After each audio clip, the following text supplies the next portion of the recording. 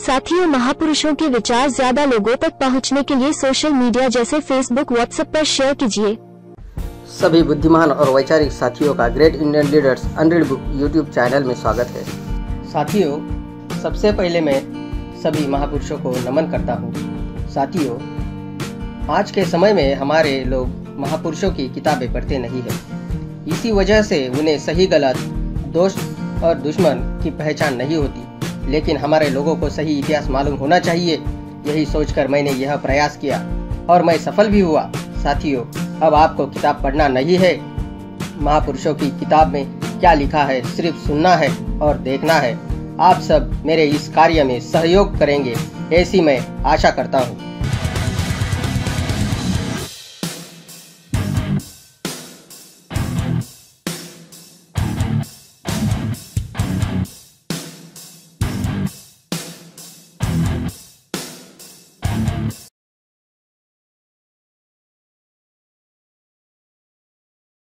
Doctor Baba Saheb Ambedkar writings and speeches Hindi volume 9। अस्पृश्यता अथवा भारत की बहिष्कृत बस्तियों के प्राणी। अंग्रेजी में यह 208 पेज की पांडुलिपि दूसरी प्रति है, जिसका शीर्षक है अनचेबल्स और the children of India's ghetto, अस्पृश्यता अथवा भारत की बहिष्कृत बस्तियों के प्राणी। यह पूरी पांडुलिपि स्वयं में एक स्वतंत्र पुस्तक स्वरूप है। इसके साथ एक विषय सूची मिलती है जो 4 खंडों में है। यह आगे 14 अध्यायों में विभक्त है। इन अध्यायों के क्रम में थोड़ा संशोधन करना पड़ा, जिससे उसे विषय सूची के अनुसार रखा जा सके। अध्यायों के शीर्षकों में कुछ एक संशोधनों को छोड़कर लेखक ने बाकी सारी सामग्री में कहीं कोई संशोधन नहीं किया है। संपादक। भाग 2, दलित उत्पीड़न। चैप्टर 7, अराजकता कैसे जायज है। अब तक जो कुछ कहा गया है उससे 2 बातें अवश्य स्पष्ट हो गई होंगी, जिन्हें ध्यान में रखा जाना चाहिए। पहली, स्पृश्यों और अस्पृश्यों के बीच अकाट्य भेद, और दूसरी, इन दोनों के बीच एक दूसरे के प्रति गंभीर रूप से प्रतिकूल होने की भावना। हर गांव में 2 हिस्से होते हैं, स्पृश्यों के घर और अस्पृश्यों के घर। भौगोलिक दृष्टि से ये बिल्कुल अलग होते हैं। दोनों के बीच में काफी दूरी होती है।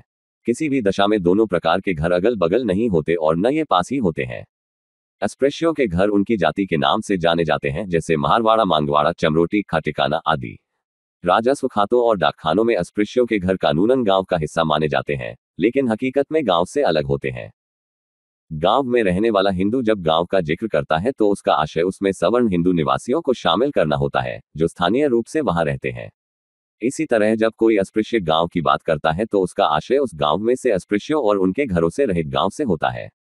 यह जरूरी नहीं कि इन दोनों को मिलाकर ही गांव बने। इस तरह हर गांव में स्पृश्य और अस्पृश्य नाम से 2 अलग अलग समूह होते हैं। दोनों के बीच कोई समानता नहीं होती। यह पहली बात है जो ध्यान में रखी जानी चाहिए।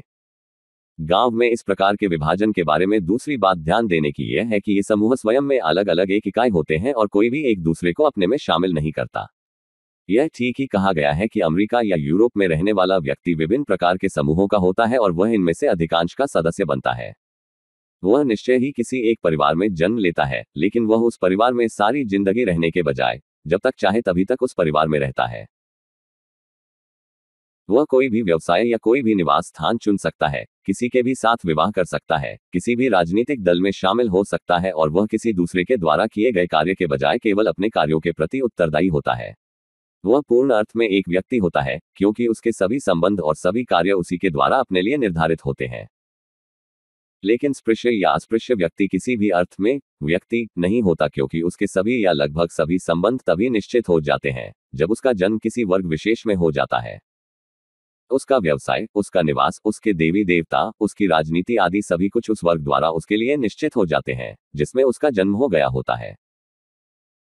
ये स्पृश्य और अस्पृश्य व्यक्ति एक दूसरे से जब मिलते हैं तो इस तरह नहीं मिलते जैसे एक इंसान दूसरे इंसान से मिल रहा होता है, बल्कि वे ऐसे मिलते हैं जैसे एक समुदाय का व्यक्ति दूसरे समुदाय से या 2 विभिन्न राष्ट्रों के व्यक्ति आपस में मिल रहे हों।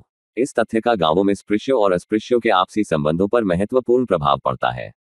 यह संबंध उन्हीं संबंधों के सदृश होता है जैसे आदिम काल में 2 विभिन्न कबीलों के बीच होते थे। आदिम समाज में एक कबीले के व्यक्ति यह दावा करते थे कि वही हर चीज के अधिकारी हैं और बाहरी व्यक्ति का कोई अधिकार नहीं होता। एक मेहमान की तरह बाहरी व्यक्ति के ऊपर कृपा तो की जा सकती है, लेकिन वह अपने कबीले के अलावा किसी दूसरे कबीले में न्याय की मांग नहीं कर सकता। एक कबीले के साथ दूसरे कबीले के संबंध युद्ध या मैत्री के संबंध समझे जाते थे, न कि किसी कानून के संबंध। और जो व्यक्ति किसी कबीले का नहीं होता था वह बाहरी समझा जाता था, असलियत में और नाम से भी। इसलिए बाहरी व्यक्तियों के विरुद्ध कानून की अनदेखी कर व्यवहार करना कानून में जायज था। चूंकि अस्पृश्य व्यक्ति स्पृश्यों के वर्ग का सदस्य नहीं है, इसलिए वह बाहरी व्यक्ति है, उससे उनका कोई संबंध नहीं है। वह कानून के लाभ से बहिष्कृत व्यक्ति है।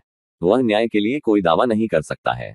वह किसी प्रकार के अधिकार की मांग नहीं कर सकता, जिसे मानना प्रत्येक स्पृश्य व्यक्ति के लिए अनिवार्य है। तीसरी बात जो ध्यान में रखनी है वह यह है कि स्पृश्यों और अस्पृश्यों के बीच आपसी संबंध निश्चित होते हैं। यह हैसियत का सवाल बन गया है। अस्पृश्यों को निश्चित रूप से स्पृश्यों के मुकाबले हीन स्थिति में रखा गया है। यह हीनता सामाजिक आचार विचार संहिता में वर्णित है, जो अस्पृश्यों को अनिवार्यतः स्वीकार करनी चाहिए। और आचार विचार संहिता कैसी है वह बताया जा चुका है। अस्पृश्य इस संहिता को स्वीकार करने के लिए तैयार नहीं, यह मानने के लिए तैयार नहीं कि जिसके पास लाठी भैंस भी उसी की है। अस्पृश्य चाहते हैं कि अस्पृश्यों के साथ उनके संबंध किसी सहमति पर आधारित हो, लेकिन स्पृश्य चाहते हैं कि अस्पृश्य समाज में अपनी हैसियत के नियमों के अनुसार जीवन यापन करे और उससे ऊपर न उठे। इस तरह गांव के दो वर्ग अर्थात स्पृश्य और अस्पृश्य उस व्यवस्था को पुनः व्यवस्थित करने के लिए संघर्षरत हैं, जिसे स्पृश्य समझते हैं कि यह हमेशा के लिए निर्णीत हो चुकी है। यह संघर्ष इस प्रश्न को लेकर है कि इस संबंध का आधार क्या हो। क्या उसका आधार कोई समझौता है या उसका आधार हैसियत का माना जाए। इससे कुछ बड़े रोचक प्रश्न पैदा होते हैं। अस्पृश्यों को निम्नतम जातियों का और निम्न दर्जा क्यों दिया गया? हिंदुओं में उनके प्रति इतना विरोध और अनादर का भाव कैसे पैदा हो गया? हिंदू लोग अस्पृश्यों का दमन करने में मनमाना आचरण क्यों करते हैं, मानो उनका यह आचरण कानून सम्मत हो? इन सवालों का सटीक उत्तर पाने के लिए हमें हिंदुओं के विधि विधान पर विचार करना होगा। हिंदू विधान के नियमों की पर्याप्त जानकारी के बिना इस प्रश्न का कोई संतोषजनक उत्तर मिलना असंभव है। हमें अपने प्रयोजन के लिए समस्त हिंदू कानून और उसकी प्रत्येक शाखा को ध्यान में रखना आवश्यक नहीं। हिंदू कानून की उस शाखा का ज्ञान होना ही यथेष्ट है, जिसे वैयक्तिक विधि या जिसे अगर गैर तकनीकी भाषा में कहा जाए तो हम हिंदू कानून का वह भाग कहते हैं जो हैसियत, अधिकार, कर्तव्य या सामर्थ्य में अंतर से संबंधित है। इसलिए यहाँ हिंदू कानून के नियमों की तालिका प्रस्तुत करने का विचार है जो वैयक्तिक कानून से संबंधित है। ये नियम मनु, याज्ञवल्क्य, नारद, विष्णु, कात्यायन आदि की स्मृतियों आदि से संकलित किए गए हैं। ये कुछ ऐसे प्रमुख विधि निर्माता हैं जिन्हें हिंदू विधि के निर्माण के क्षेत्र में प्रमाण स्वरूप मानते हैं। इन नियमों का यथावत उल्लेख चाहे कितना ही रोचक क्यों न हो, लेकिन इससे उस व्यक्ति को कुछ भी सहायता नहीं मिलेगी जो इनको हिंदुओं के वैयक्तिक कानून की बुनियादी जानकारी के लिए उल्टा पुलटता है। इस प्रयोजन के लिए इनको उद्धृत करना यथेष्ट नहीं है। स्पष्टतः कुछ क्रम निश्चित करना आवश्यक है, इसलिए उन्हें कुछ शीर्षकों में बांटा गया है। यह सारी सामग्री संक्षिप्त कर दी गई है जो खंडों में विभक्त है और प्रत्येक खंड विशिष्ट विषय के अनुसार है। विभिन्न वर्ग, उनकी उत्पत्ति और कर्म रशिक उनका। 1. यह ब्रह्मांड तम पुंज के रूप में अज्ञात, लक्षणहीन प्रमाणादि तर्कों से परे, अज्ञेय, पूर्ण निमज्जित था, जैसे प्रगाढ़ निद्रा में हो। 2. तब स्वयंभू जो अगम थे किंतु आकाशादि महाभूतों को प्रकट करते हुए गोचर रूप में दुर्दम्य सृजन शक्ति सहित हो अंधकार को दूर करते हुए प्रकट हुए। 3. तीनों लोकों की समृद्धि के लिए ब्रह्मा ने अपने मुख, बाहु, पुरु और चरणों से क्रमशः ब्राह्मण, क्षत्रिय, वैश्य और शूद्र की सृष्टि की। 4. महातेजस्वी ब्रह्मा ने संपूर्ण सृष्टि की रक्षा के लिए ब्राह्मण, क्षत्रिय, वैश्य और शूद्र के अलग अलग कर्म व्यवसाय निर्धारित किए। 5. ब्राह्मणों के लिए उन्होंने वेदों को पढ़ना और पढ़ाना, अपने तथा दूसरों के हित के लिए यज्ञ करना और कराना, दान लेना और दान देना कर्म निर्धारित किए हैं। 6. उन्होंने प्रजा की रक्षा करना, दान देना, यज्ञ करना, वेदों का अध्ययन करना, विषयों में आसक्ति न रखना, यह क्षत्रियों के कर्तव्य बताए हैं। 7. उन्होंने पशुपालन, दान देना, यज्ञ करना, वेद पढ़ना, व्यापार करना, ऋण देना और खेती करना, ये वैश्यों के कर्तव्य बताए। 8. ब्रह्मा ने शूद्र के लिए एक ही कर्तव्य निर्धारित किया, अर्थात इन अन्य 3 वर्णों की अत्यंत विनम्रतापूर्वक सेवा करना। 9. विद्यार्थी, प्रशिक्षणार्थी, वेतन देकर नियुक्त सेवक और चौथे अधिकारी व्यक्ति, इन सभी को श्रमिक समझना चाहिए। जो किसी के घर में जन्म प्राप्त करते हैं वे दास होते हैं। 10. ऋषियों ने कानून के आधार पर 5 वर्ग के सेवक बताए हैं। इनमें 4 वर्ग के सेवक वे हैं जिनका ऊपर वर्णन किया गया है। 5वें वर्ग में दास आते हैं, जिनके 15 प्रकार हैं। 11. जो अपने स्वामी के घर में उत्पन्न हुआ है, जो खरीदा गया है, जो उपहार में मिला है, जो विरासत में मिला है, जिसका अकाल के समय भरण पोषण किया गया है, जो उसके वैध स्वामी द्वारा गिरवी के रूप में रखा गया है। 12. जिसको भारी ऋण चुकाकर मुक्त कराया गया है, जो युद्धबंदी है, जो दांव में जीता गया है, जो तपस्वी जीवन त्याग कर यह घोषित करता है, मैं आपका हूं, जो निश्चित अवधि के लिए दास है। 13. जो जीविकोपार्जन के उद्देश्य से दास बनता है, जो दास स्त्री के साथ संबंध होने के कारण दास हो गया और जो स्वयं को बेच देता है। कानून के आधार पर ये 15 प्रकार के दास हैं। 14. इनमें से प्रथम 4 श्रेणी के दास स्वामी की सहमति के बिना मुक्त नहीं किए जा सकते। उनका दासत्व वंशानुगत है। 15. ऋषियों का कथन है कि ये सभी एक जैसे पराधीन होते हैं, परंतु इनका स्तर और इनकी आय इनकी विशिष्ट जाति और व्यवसाय पर निर्भर करती है। विधि के समक्ष समानता। 1. जब 2 व्यक्ति परस्पर अपशब्द कहें तब यदि वे एक ही जाति के हों तो उन्हें समान दंड दिया जाए। यदि एक की जाति दूसरे से हीन है तो छोटी जाति वाले को दुगुना दंड दिया जाए और ऊंची जाति वाले को सामान्य दंड का आधा। 2. जाति और गुण में समान व्यक्ति एक दूसरे को अपशब्द कहें तो कानून के अनुसार उन्हें 13.5 पण का अर्थदंड दिया जाए। 3. यदि ब्राह्मण को क्षत्रिय अपशब्द कहता है तो उस पर 50 पण का जुर्माना किया जाए, वैश्य को गाली देने पर 25 पण और शूद्र को गाली देने पर 12.5 पण अर्थदंड दिया जाए। 4. यह दंड एक गुणशील शूद्र को गाली दिए जाने के लिए है जिसका कोई दोष न हो। ब्राह्मण द्वारा गुणहीन शूद्र को अपशब्द कहने पर कोई अपराध नहीं बनता। 5. यदि कोई वैश्य क्षत्रिय को अपशब्द कहता है तो उस पर 100 पण जुर्माना किया जाए। यदि क्षत्रिय वैश्य को अपशब्द कहे तो उसे आधा धन अर्थदंड के रूप में देना होगा। 6. क्षत्रिय के संबंध में यदि वह किसी शूद्र को अपशब्द कहता है तो उस क्षत्रिय पर 20 पण अर्थदंड किया जाए। वैश्य के संबंध में यदि वह किसी शूद्र को गाली देता है तब कानूनविदों के मत में उस पर दुगुना अर्थदंड दिया जाए। 7. शूद्र यदि वैश्य को अपशब्द कहता है तो उसे ऐसा करने पर प्रथम अर्थदंड देने के लिए बाध्य किया जाए। क्षत्रिय को गाली देने पर मध्यम और ब्राह्मण को अपशब्द कहने पर सर्वोच्च दंड दिया जाए। 8. ब्राह्मण से अपशब्द बोलने वाले क्षत्रिय को 100 पण, वैश्य को 150 या 200 पण और शूद्र को शारीरिक दंड दिया जाए। 9. क्षत्रिय से अपशब्द बोलने वाले ब्राह्मण को 50 पण, वैश्य को 25 पण और शूद्र को 12 पण का दंड दिया जाए। 10. जो शूद्र द्विज को दारुण वचन कह उसकी अवमानना करता है, उसकी जीभ कटवा दी जाए क्योंकि वह नीच कुलोद्भव है। 11. यदि वह द्विज का नाम और उसकी जाति का उल्लेख अपमान के तौर पर करता है तब उसके मुंह में 10 अंगुल लंबी दहकती हुई कील डाल दी जाए। 12. यदि वह ब्राह्मण को उदंडतापूर्वक उसके कर्तव्य की शिक्षा देता है तब राजा उसके मुख और कानों में खौलता हुआ तेल डलवाए। 13. ब्राह्मण और क्षत्रिय द्वारा एक दूसरे को अपवचन कहने पर विवेक संपन्न राजा द्वारा अवश्य अर्थदंड दिया जाए, जो ब्राह्मण के लिए सबसे कम और क्षत्रिय के लिए औसतन हो। 14. यदि नीच जाति का कोई व्यक्ति अपने किसी भी अंग से 3 उच्च जातियों के व्यक्ति को क्षति पहुंचाए तब उसका वह अंग कटवा दिया जाए, यही मनु की शिक्षा है।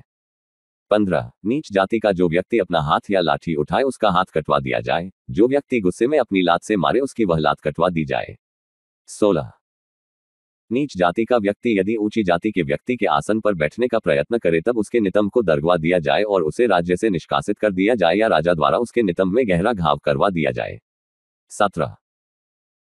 अगर वह उदंड हो अपने से श्रेष्ठ पर थूक दे तब राजा उसके दोनों ओष्ठों को कटवा देगा, अगर वह उस पर पेशाब कर दे तब राजा उसके शिशन को कटवा देगा, अगर वह उसकी ओर आपान वायु छोड़ दे तब उसकी गुदा को कटवा देगा। 18. यदि वह अपने से श्रेष्ठ को केश पकड़कर खींचे तब राजा निसंकोच उसके दोनों हाथ कटवा देगा। इसी तरह अगर वह उसकी टांगे पकड़कर रवीचे तब राजा उसकी दाढ़ी, गर्दन या अंडकोश कटवा देगा। प्रत्येक वर्ण वर्ग की हैसियत, सम्मान और स्थान। 1.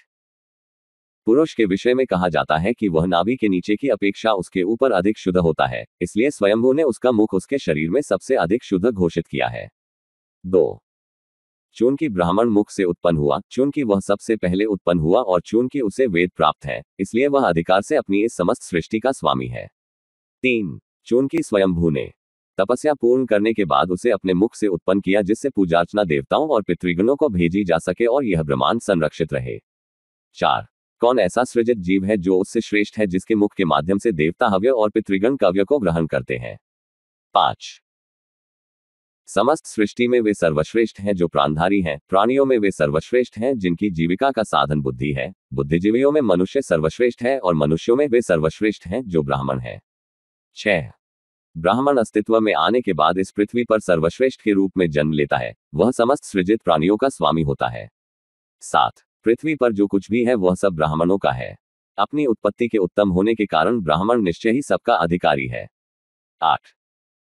जिस प्रकार शास्त्र विधि से स्थापित अग्नि तथा सामान्य अग्नि दोनों ही श्रेष्ठ देवता है, उसी प्रकार ब्राह्मण चाहे मूर्ख हो या विद्वान दोनों ही रूपों में महान है। 9. यद्यपि ब्राह्मण सभी प्रकार के शुद्ध कर्मों में प्रवृत्त होते हैं, तथापि वे हर प्रकार से पूजनीय हैं क्योंकि वे महान देवता हैं। 10. और पिता अपने बालक के जन्म के 10वें या 12वें दिन या शुभ तिथि पर शुभ मुहूर्त में शुभ ग्रहों का योग होने पर बालक का नामकरण संस्कार कराए। 11. ब्राह्मण के नाम का पहला भाग ऐसा हो जो कुछ मंगलकारी होने का सूचक हो, क्षत्रिय का शक्ति से संबंधित और वैश्य का संपत्ति से संबंधित हो, लेकिन शूद्र का कुछ ऐसा हो जो घृणा योग्य हो। 12. ब्राह्मण के नाम का दूसरा भाग ऐसा शब्द होगा जिसमें सुख का भाव निहित हो, क्षत्रिय के नाम का दूसरा भाग ऐसा शब्द होगा जिसमें रक्षा करने का भाव निहित हो, और वैश्य का ऐसा शब्द होगा जिसमें समृद्धि का भाव निहित हो, तथा शूद्र का ऐसा होगा जिससे सेवा करने का भाव व्यक्त हो। 13. वह ब्राह्मण ऐसे देश में निवास न करे जहां के शासक शूद्र हो, न ही ऐसे देश में निवास करे जहां कदाचारी व्यक्तियों का बाहुल्य हो, न ही ऐसे देश में निवास करे जहां अपधर्म व्याप्त हो, न ही ऐसे देश में निवास करे जहां निम्नतम जातियां भरी पड़ी हो। 14. जब राजा स्वयं किसी न्यायिक विवाद के कारणों के संबंध में निर्णय न कर सके तब उसे चाहिए कि वह इस कार्य के लिए किसी ब्राह्मण को नियुक्त करे जो विभिन्न शास्त्रों का विद्वान हो। 15. जब उक्त गुणों से युक्त कोई ब्राह्मण नहीं मिल सकता हो तब राजा को चाहिए कि वह किसी क्षत्रिय या वैश्य को नियुक्त करे जो धर्म में निष्णात हो, और राजा को किसी शूद्र को न्यायाधीश के रूप में नियुक्त करने से सतर्क रहना चाहिए। 16. इनके अतिरिक्त अन्य के द्वारा न्यायाधीश के रूप में जो कुछ किया गया है वह निश्चित रूप से गलत किया गया समझा जाना चाहिए, चाहे वे राजा के ही अधिकारी क्यों न हो और चाह संयोग से इस प्रकार किया गया निर्णय धर्म ग्रंथों के अनुसार ही क्यों न हो। 17. ब्राह्मण जो अपनी जाति के नाम के कारण ही भरण पोषण करता है या जो अपने को केवल ब्राह्मण कहता है, चाहे उसका वंश अनिश्चित ही क्यों न हो, वह राजा के अनुरोध पर उसके लिए धर्म का निर्वचन कर सकता है, लेकिन यह कार्य कोई शूद्र कभी नहीं कर सकता। 18. जिस राज्य में उसका राजा दर्शक की भांति केवल देखता रहता है और उसी की ही उपस्थिति में शूद्र न्याय का विचार करता है, वह राज्य उसी प्रकार अधोगति को प्राप्त होता है जिस प्रकार गाय दलदल में नीचे धंस जाती है। 19. किसी ब्राह्मण को जो कानून को अच्छी तरह जानता है, अपने प्रति किसी के द्वारा किए गए अपराध के विषय में राजा से शिकायत करने की आवश्यकता नहीं, क्योंकि वह अपनी शक्ति से ही उस व्यक्ति को दंडित कर सकता है जिसने अपराध किया है। 20. उसकी अपनी शक्ति राजा की शक्ति से अधिक होती है, इसलिए ब्राह्मण अपनी शक्ति से ही अपने शत्रुओं को दंड दे सकता है। 21. ब्राह्मण के बारे में यह घोषित है कि वह विश्व का सृजक, दंडदाता, शिक्षक है और इसलिए वह सभी सृजित प्राणियों का उपकार करता है, इसलिए कोई भी व्यक्ति उससे अपभाषण न करे और न उसके विरुद्ध कटुक्ति ही बोले। वर्णों वर्गों में परस्पर संबंध। भाग 1. चारों वर्गों में उल्टे क्रम में दासता की अनुमति नहीं है। 2. तीनों वर्गों के लोग दास बन सकते हैं, किंतु ब्राह्मण कभी भी दास नहीं बन सकता। दास प्रथा तीनों वर्गों अर्थात क्षत्रिय, वैश्य और शूद्र के मामले में सीधे क्रम में होती है, न कि उल्टे क्रम में। शूद्र चारों वर्गों में से किसी का भी दास बन सकता है, वैश्य पहले 3 वर्णों का दास बन सकता है, लेकिन वह शूद्र स्वामी का दास नहीं बन सकता। क्षत्रिय ब्राह्मण या क्षत्रिय स्वामी का दास बन सकता है, किंतु वह वैश्य या शूद्र स्वामी का दास नहीं बन सकता। 3. ब्राह्मण समान वर्ण का होने पर भी किसी ब्राह्मण से उसे अपना दास बनाकर काम नहीं करा सकता। क्षत्रिय, वैश्य और शूद्र समान वर्ण के यहाँ प्रायः दास बन सकता है, परंतु किसी ब्राह्मण से दास का कार्य कदापि न कराया जाए। वर्णों वर्गों में परस्पर संबंध। भाग 2. 4. द्विज के प्रथम विवाह के लिए समान जाति की पत्नी हो, लेकिन जो दोबारा विवाह करना चाहे तब जातियों के प्रत्यक्ष क्रम के अनुसार एक के बाद दूसरे वर्ण की स्त्री ही सर्वाधिक अनुमोदित है। 5. यह घोषित किया जाता है कि शूद्र स्त्री केवल किसी शूद्र की पत्नी बन सकती है, वह और वैश्य की अपनी जाति की स्त्री ही किसी वैश्य की पत्नी बन सकती है। उक्त दोनों जातियों और क्षत्रिय की अपनी जाति की स्त्री ही किसी क्षत्रिय की पत्नी बन सकती है। उक्त तीनों जातियों और ब्राह्मण की अपनी जाति की स्त्री ही किसी ब्राह्मण की पत्नी बन सकती है। 6. यदि कोई द्विज अपनी जाति की या अन्य निम्न जातियों की स्त्रियों के साथ विवाह कर ले तो उनकी वरीयता, पद और निवास वर्ण के क्रम के अनुसार निश्चित किया जाना चाहिए। 7. सभी द्विज पुरुषों में केवल समान जाति की स्त्री व्यक्तिगत रूप से अपने पति की सेवा शुश्रूषा करे और वही उसके यज्ञादि कर्मों में उसकी सहायक होगी, किसी दूसरी जाति की स्त्री नहीं। 8. यदि किसी शूद्र ने द्विज जाति की रक्षित या अर्षित स्त्री के साथ संभोग किया है, तब उसे इस प्रकार दंड दिया जाए। यदि वह अर्षित थी तब उसका लिंग कटवा दिया जाए और उसकी समस्त संपत्ति छीन ली जाए। यदि वह रक्षित थी तब उसका सब कुछ छीन लिया जाए, उसका जीवन भी। 9. रक्षित ब्राह्मणी के साथ संभोग करने पर वैश्य की समस्त संपत्ति उसे 1 वर्ष तक कारागार में रखने के बाद जब्त कर ली जाए। क्षत्रिय को 1 सहस्त्र पण का अर्थदंड दिया जाए और उसका सिर गधे के मूत्र से मुंडवा दिया जाए। 10.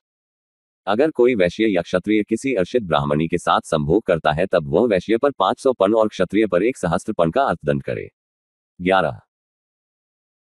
यदि कोई वैश्य किसी क्षत्रिय की रक्षित स्त्री के साथ या कोई क्षत्रिय किसी वैश्य की रक्षित स्त्री के साथ संभोग करे तब ये दोनों वैसा ही दंड पाने के योग्य हैं जैसा कि किसी अर्षित ब्राह्मणी के प्रसंग में दिया जाता है। 12. यदि किसी ब्राह्मण ने इन दोनों जातियों की रक्षित स्त्रियों के साथ संभोग किया है तब उसे अर्थदंड स्वरूप 1 सहस्त्र पर्ण देने के लिए बाध्य किया जाए।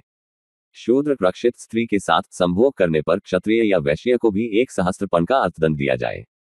13. अर्षित क्षत्रिय स्त्री के साथ संभोग करने पर वैश्य को 500 पर्ण का अर्थदंड दिया जाए, किंतु ऐसा ही अपराध करने पर क्षत्रिय का सिर गधे के मूत्र से मुंडवा दिया जाए या उसे उतना ही अर्थदंड दिया जाए। 14. यदि कोई ब्राह्मण क्षत्रिय या वैश्य जातियों की अर्षित स्त्रियों या शूद्र स्त्री के साथ संभोग करता है तब उसे 500 पर्ण का अर्थदंड दिया जाए, लेकिन निम्नतम जातियों की स्त्री के साथ संभोग करने पर 1 सहस्त्र पर्ण अर्थदंड दिया जाए। वर्णों वर्गों में परस्पर संबंध। भाग 3। 15. जो अतिथि स्वेच्छा से घर आए तब गृहस्थ को चाहिए कि वह उसे नियमानुसार आसन और जल तथा भोजन स्वादिष्ट व्यंजन सहित अपनी सामर्थ्य के अनुसार दे। 16. क्षत्रिय जो ब्राह्मण के घर आता है अतिथि नहीं कहलाता, न वैश्य, न शूद्र, न कोई मित्र, न संबंधी और न गुरु। 17. लेकिन यदि क्षत्रिय अतिथि के रूप में ब्राह्मण के घर आए तब ब्राह्मणों को भोजन कराने के बाद गृहस्थ अपनी इच्छानुसार उसको भोजन कराए। 18. यदि कोई वैश्य और शूद्र भी उसके घर अतिथि के रूप में आए तब वह उसके प्रति दया का भाव प्रदर्शित करते हुए अपने सेवकों के साथ भोजन कराए। कर्तव्य, विशेषाधिकार, छूट, अपात्रता। भाग 1। जो ब्राह्मण ब्रह्म से मिलन के साधनों पर एकाग्र हैं और अपने कर्तव्यों के पालन में दृढ़ हैं, आजीवन निम्नलिखित 6 कर्तव्यों का पालन करेंगे जिनका वर्णन उनके उचित क्रम के अनुसार किया गया है। 2. प्रत्येक ब्राह्मण के लिए ये 6 कर्म निर्धारित हैं: अध्यापन, अध्ययन, स्वयं के लिए यज्ञ करना, अन्यों के लिए यज्ञ करना, दान देना और दान लेना। 3. लेकिन उसके लिए निर्धारित 6 कर्मों में से 3 कर्म उसकी जीविका के साधन हैं, अर्थात अन्यों के लिए यज्ञ करना, अध्यापन और पवित्र व्यक्तियों से दान ग्रहण करना। 4. ब्राह्मण के बाद क्षत्रिय के लिए 3 कर्म जो ब्राह्मण के लिए अनिवार्य है, अर्थात अध्यापन, अन्यों के लिए यज्ञ करना और उसके निमित्त दान ग्रहण करना वर्जित है। 5. इसी प्रकार ये तीनों कर्म वैश्य के लिए वर्जित हैं। यह शाश्वत नियम है क्योंकि मनु ने जो समस्त जीवों के स्वामी प्रजापति हैं ये कर्म दोनों जातियों के व्यक्तियों के लिए निर्धारित नहीं किए हैं। 6. मारने के लिए और फेंक कर मारने के लिए शस्त्रास्त्र धारण करना क्षत्रियों के लिए, व्यापार करना, पशु पालन करना और कृषि वैश्यों के लिए जीविकार्थ निर्धारित कर्म है, लेकिन उनके कर्तव्य हैं दान देना, वेदाध्ययन और यज्ञ करना। 7. सभी व्यवसायों में से ब्राह्मणों के लिए वेद का अध्यापन, क्षत्रिय के लिए लोगों की सुरक्षा करना और वैश्य के लिए व्यापार करना सबसे अधिक उत्तम कर्म है। 8. ब्राह्मणों की सेवा करना शूद्र के लिए एकमात्र उत्तम कर्म कहा गया है क्योंकि इसके अतिरिक्त वह जो कुछ करेगा उसका उसे कोई फल नहीं मिलेगा। कर्तव्य, विशेषाधिकार, छूट, अपात्रता। भाग 2। 9. लेकिन यदि ब्राह्मण अपने इन विशिष्ट कर्मों से जिनका अभी उल्लेख किया गया है अपना जीवन निर्वाह नहीं कर सके तब क्षत्रियों के लिए लागू नियम से जीवन निर्वाह कर सकता है क्योंकि वह पद के अनुसार उसके बाद आता है। 10. यदि यह पूछा जाए कि अगर वह इन दोनों कर्मों में से किसी भी एक कर्म से अपना जीवन निर्वाह नहीं कर सके तब क्या किया जाए तो उत्तर है कि वह वैश्य की जीवन पद्धति अपना ले, स्वयं खेती करे और पशु पालन करे। 11. जीविका के लिए संकटग्रस्त होने पर क्षत्रिय इन साधनों से जीविका निर्वाह करे जो वैश्य के लिए वर्जित नहीं है। 12. अपने कार्यों से जीवन निर्वाह न कर सकने वाला वैश्य शूद्र की जीवन पद्धति द्वारा अपना जीवन निर्वाह करे और यह विचार न करे कि ये कार्य तो उसके लिए निषिद्ध है और जब वह समर्थ हो जाए तब उसे उस कार्य से निवृत्त हो जाना चाहिए। 13. लेकिन जब शूद्र को द्विजों से सेवा कार्य न मिल सके और जब उसकी पत्नी पुत्रों आदि के भूख से मर जाने की स्थिति आ जाए तब उसे काटकर्म द्वारा जीविका का निर्वाह करना चाहिए। कर्तव्य, विशेषाधिकार, छूट, अपात्रता। भाग 3। 14. क्षत्रिय उदंड होकर कभी भी वह जीवन पद्धति न अपनाए जो उससे श्रेष्ठ अर्थात ब्राह्मणों के लिए निर्धारित है। 15. राजा को वैश्य को व्यापार करने, ब्याज पर धन देने, कृषि करने, पशु उधार देने और शूद्र को द्विज जातियों की सेवा करने का आदेश देना चाहिए। वही 16. राजा सावधानी पूर्वक वैश्यों और शूद्रों को अपना अपना कर्तव्य जो उनके लिए निर्धारित है करने के लिए बाध्य करे। अगर ये दोनों जातियां अपने अपने कर्म से विरत होती हैं तब वे इस समस्त संसार को अस्त व्यस्त कर डालेंगी। कर्तव्य, विशेषाधिकार, छूट, अपात्रता। भाग 4। 1. कोई भी राजा अंधे व्यक्ति को, मूर्ख को, अपन को, जो लाठी के सहारे के बिना उठ बैठ या चल न सकता हो, उस व्यक्ति को जिसने 70 वर्ष की आयु पूरी कर ली हो और जो श्रोत्रियों को आर्थिक सहायता देता है, कोई कर देने के लिए बाध्य नहीं करेगा। 2. कोई भी राजा अभाव से कितना ही ग्रस्त क्यों न हो, फिर भी श्रोत्रियों पर कर न लगाए और उसके राज्य में निवास करने वाला कोई भी श्रोत्रिय भूख से न मरे। 3.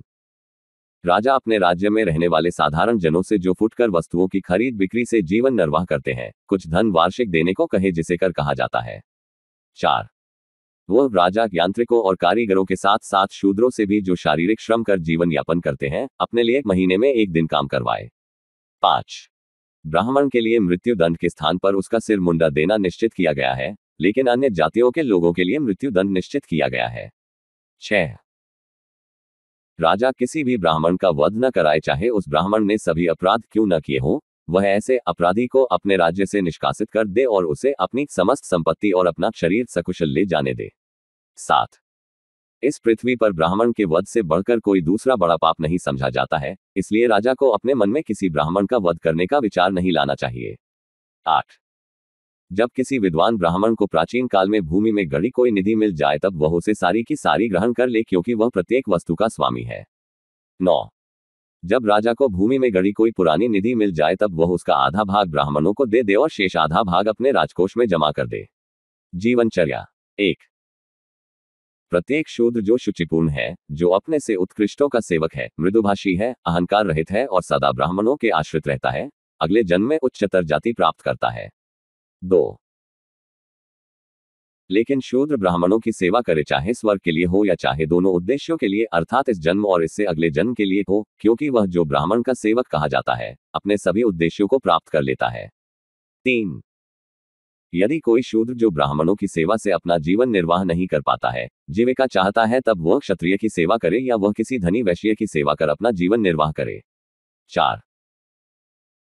उनको चाहिए कि वे उसकी योग्यता, उसके परिश्रम और यह ध्यान में रखकर कि उसे कितने आश्रितों का पालन पोषण करना है, अपने परिवार की संपत्ति में से उसके लिए उचित अंश जीवन निर्वाह के लिए नियत करे। 5. खाने से बचा हुआ अन्न तथा पुराने वस्त्र, बचा हुआ अनाज और गृहस्थी का पुराना सामान उसे अवश्य दिया जाए। 6.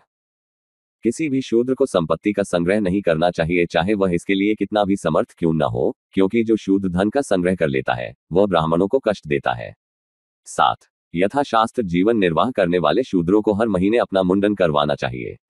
उनकी शुचि का विधान वैसा ही होगा जैसा वैश्यों का होता है और उनका भोजन आर्यों के भोजन का उच्छिष्ट अंश होगा। जैसा कि कहा जा चुका है, प्राचीन विधि निर्माताओं ने जिस समाज के लिए अपनी अपनी व्यवस्थाएं दी, वह 2 भागों में था। एक भाग उन लोगों का था जो चातुर्वर्ण्य की व्यवस्था में सम्मिलित थे। दूसरे भाग में वे लोग आते थे जो चातुर्वर्ण्य की व्यवस्था से बाहर थे। मनुस्मृति में इन्हें बाह्य अर्थात चातुर्वर्ण्य की परिधि से बाहर कहा गया है। उन्हें निम्न जाति कहा गया है। इस निम्न जाति का उद्भव ऐसा विषय है जिससे फिलहाल अभी मैं संबंधित नहीं हूं।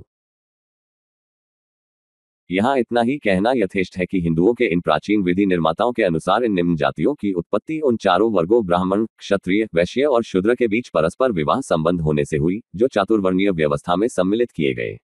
यह कहाँ तक सच है, इस पर कभी बाद में विचार किया जाएगा। हम मुख्यतः सामाजिक संबंधों से संबंधित हैं, इनकी उत्पत्ति से नहीं। अब तक जिन विधानों की चर्चा की गई है, वह उन लोगों से संबंधित है जो चातुर्वर्णीय की व्यवस्था के अंतर्गत आते हैं। अब उन नियमों की चर्चा की जानी है जो चातुर्वर्णीय व्यवस्था के बाहर रखे गए अथवा जिन्हें निम्न जाति कहा गया। आश्चर्य यह है कि जो नियम निम्न जातियों की जीवनचर्या नियंत्रित करते हैं, वे बहुत थोड़े हैं। ये नियम यद्यपि बहुत थोड़े हैं, तो भी इन नियामकों ने उन्हें इतना संक्षिप्त कर दिया है कि किसी को नियमों की ब्यौरेवार संहिता की कोई आवश्यकता नहीं हुई। ये नियम निम्नलिखित हैं। 1. इस पृथ्वी पर जो भी जातियां उस समुदाय से अलग रखी गई हैं जो मुख, बाहु, जंघा और ब्राह्मण के पैरों से जन्मी हैं, वे दस्यु कहलाती हैं, जो चाहे मलेच्छों, बर्बर जातियों की भाषा बोलती हो या आर्यों की। 2. ये जातियां प्रसिद्ध वृक्षों और शमशान भूमि के निकट या पर्वतों पर और झाड़ियों के पास निवास करें, कुछ चिन्हों से जानी जाए और अपने विशिष्ट व्यवसाय से जीविकोपार्जन करें। 3. लेकिन चांडालों और श्वपचों के घर गांव के बाहर होंगे, उन्हें अपपात्र बनाया जाना चाहिए और उनकी संपत्ति कुत्ते और गधे होंगे। 4. मृतक के वस्त्र इनके वस्त्र होंगे, वे टूटे फूटे बर्तनों में भोजन करेंगे, उनके गहने काले लोहे के होंगे और वे एक स्थान से दूसरे स्थान पर आते जाते रहेंगे। 5. धर्म का आचरण करने वाला व्यक्ति इन लोगों के साथ व्यवहार न रखे और उनके व्यवहार उनके अपने ही समुदाय में होंगे और विवाह समान व्यक्तियों के साथ ही होंगे। 6. उनका भोजन आर्यदाता के अतिरिक्त अन्य के द्वारा टूटे फूटे बर्तन में दिया गया होगा। रात्रि के समय वे गांवों और नगरों के आसपास नहीं जाएंगे। 7. दिन में वे राजा के द्वारा चिन्हों से अंकित हो जिससे वे अलग अलग पहचाने जा सकें, अपने अपने काम के लिए जाएंगे और उन व्यक्तियों के शवों को ले जाएंगे जिनके कोई सगे संबंधी नहीं है। यही शास्त्र सम्मत मर्यादा है। 8. वे राजा का आदेश होने पर अपराधियों का वध कानून में विहित विधि के अनुसार हमेशा करेंगे और वे अपने लिए ऐसे अपराधियों के वस्त्र, क्षय और आभूषण प्राप्त करेंगे। 9. जो भी व्यक्ति निम्नतम जातियों की किसी स्त्री के साथ संबंध रखता है, उसका वध कर दिया जाएगा। 10.